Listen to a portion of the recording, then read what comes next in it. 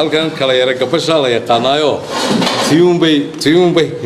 tiyuunbay yara daaranayde xildhibaanka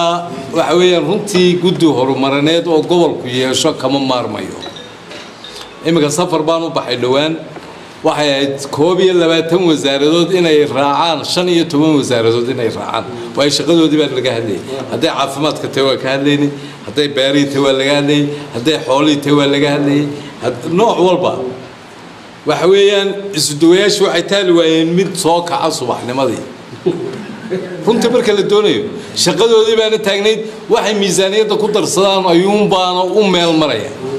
marar badan baa laga yaabaa inuu mas'uuliyiin canaanaan ay aragtaan laakiin hadana kulli aniga niyad jabin mayso wixii aad qaban karayso inaad qabato safarkii waan ka soo noqday wasaaradiina anu geeyay noqotay halka iyagu ka gudbin lahaayeen dawaan u baahanahay gacan oo ka warhaya xogayo haday tahay degmo iyo gobol haday tahayba waxa weeyaan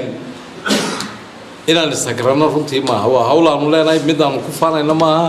mid aan wali hal ka qabanayna ma aha boqolkiiba hal maanaan qaban hawl badan baa taala runtii qofkii aan waxba qabanayna magaalada waxba u qabanayna in la wada arkaaba runtii u khayr badan oo mid kale in adeerkii u yimaado ila cid kale meel uga iman mayso